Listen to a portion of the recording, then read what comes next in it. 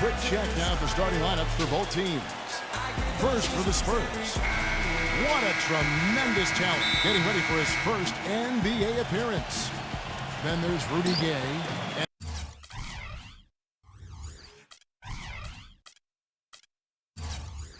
And it's Aldridge in at the 4 slot. And then for the Orlando Magic, Gordon kicks to Fournier.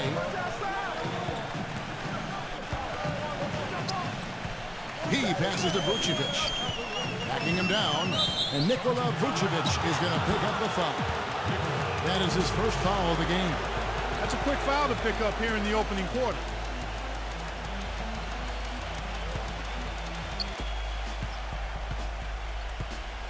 Now Murray. Gay outside with the fadeaway. It's rebounded by Vucevic. Here's Orlando now. He kicks it to Fournier. High arcing shot. Can't hit. That's terrific defense right there to prevent from converting in close. You know, the Spurs really have a cohesive culture, and part of that is something that Greg Popovich has been able to do, and that's being able to join guys together that normally might not hang out. For instance, you had Matt Bonner taking Steven Jackson out to a Coldplay concert last season. One way to help guys get to know each other off the court, and it helps them on the court. And they get on the board first. Looking to set the tone early. And the Magic making a change here.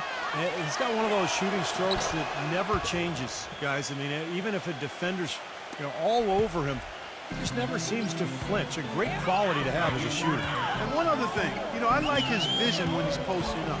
Being able to score down there is just part of being an effective post player. You got to punish him for doubling up on you, too. That's a 2 from Gordon, and off the left side of the rim, and it swirls in for him. And back to Popovich and the Spurs, he really makes a point of getting to know his players and have them get to know one another.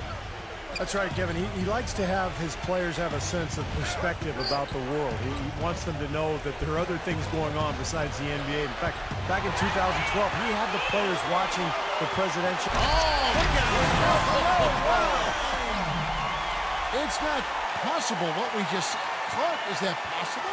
Not probable, but it is possible, partner. It's possible.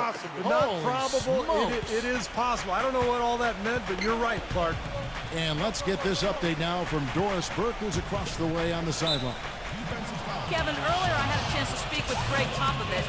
When we talked about what they'll try to do on defense, he told me they're going to have to do everything they can to neutralize their opponent's high flyers, saying, quote, "We can't play above the rim like these guys, so we'll have to do our best to keep them away from the hoop."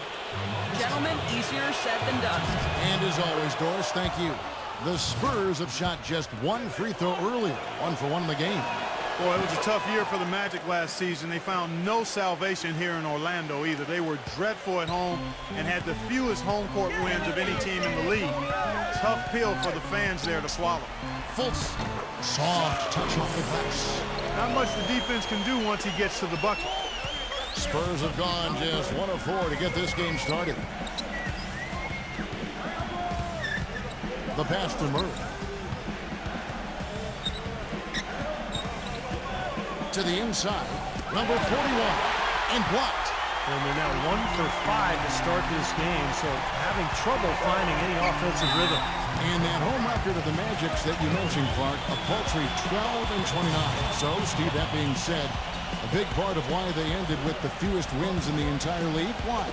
Well, I mean, if you can't defend your home court, good luck to you. But the big thing is just not enough talent. I mean, it's a team that is in full-blown rebuilding mode, and last year was kind of the initial season in that campaign, and it obviously showed. Kicks it out to Gay. Gay left side. Bank shot, no good. What was the defense doing there? I mean, he is not the guy to give an open look to, and yet they got away with it. The shot's good from Fournier. Really not hard to see why they're giving up points on this run. I mean, they've just given them too many looks inside. Yeah, I mean, they're just getting pounded in there. The defense not offering much resistance. They've got to force the ball back out to the perimeter. Murray, no good. And it's Orlando's ball. They've gone on a 10-2 run, not allowing much. Kicks to Fournier. Gordon with it. Picked up by Aldridge. 1:29 left to play in the first quarter. 6 to shoot, and the basket by Gordon. Everything going according to the script for them offensively so far. Yeah, the shots have been falling, that's for sure. The offense really in a good groove. So San Antonio going with an almost entirely new group here. And White kicks to Mills. Pass to Ertel. So the whistle blows on the shot, and 2 free throws for the contact right there. And what an amazing run it was for the Spurs last year in the postseason. Swept the Lakers, survived Golden State, and then dismantled Memphis on their way to the NBA Finals. And then, of course, were seconds away from another championship banner. Well, getting back to the Spurs, they look better and better as they went deeper into the playoffs, Clark. Heat were thought to be the heavy favorites at the start of the NBA postseason. But when they met in the finals, thoughts on who would win, I think, were pretty much split. Yeah, and eventually, this was one heck of a series because the Spurs not only had experience and talent, but they had multiple options offensively and did such a terrific job sharing the ball. They took the Miami Heat to the limit, but at the end of the day, it came down to LeBron James and Dwayne Wade rising to the challenge. Orlando moving the ball around. Kept alive, number 24, and it is flushed down with a nice jam.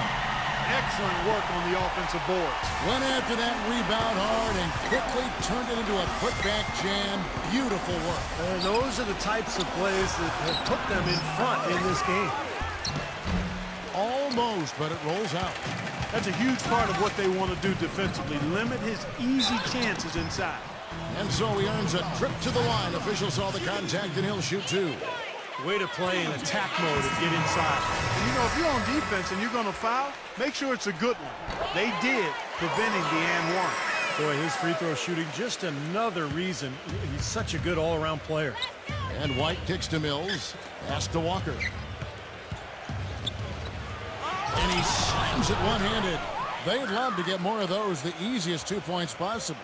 And on a fierce finish. Yeah, and that's exactly how they're going to cut into the lead, Kevin. Yeah, that's why they've got to tighten up their D. I'd be surprised if the defense allows any more free runs to the hoop like that. And we reach the end. All right, the second quarter beginning in just a moment. In a moment to look at the scoring approach in terms of where the points are coming from for Orlando. Well, I like the fact they've already been getting a lot of high-quality shots in the paint. Yeah, and I've noticed also that their quick hands have led to a lot of forced turnovers. They're getting some points in transition as a result. Okay, well, let's check in with Doris Burke reporting from our sideline in this game. Doris, take it away. Well, as you know, gentlemen, Greg Popovich is one of the foremost practitioners of the intentional fouling that sends poor free throw shooters to the line. Not exactly a fan favorite, and Pop says, quote, I think it's ugly, I think it's awful, but it's legal, it's there. If somebody doesn't want to get hacked, they should shoot free throws better. Guys, he's all about winning. Whether it's pretty or ugly, he doesn't care. They wear you down, Doris. Thank you so much. And the Magic making a change here. Wesley's checked in. Here's Aminu. The shot is off. Great D that time from Carroll. And the shot counts. He's fouled, and it's a chance for a three-point play. Beautiful finger roll to cap that drive off. He knows how to finish with some flair and flavor, guys.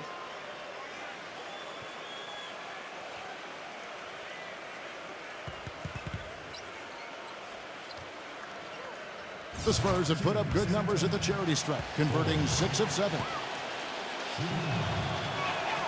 Clearly, Orlando was a team in transition last year. They had a group of younger, inexperienced players, and many times when that's the case, you'll get off to slow starts in games, and that certainly proved to be true for the Magic. Here's Augustine. The feather touch on the finger roll. Beautiful. Boy, that was a rugged screen set there, fellas, and the defense didn't even try to go through that one. Carroll passes to Forbes. Outside, Walker. And there's the feed to Forbes. That falls. Nice feed that time from Walker. Forbes has got 6 in the quarter. Well, Clark, you mentioned that the Magic were at the very bottom of the league when it came to scoring in the first quarter of games.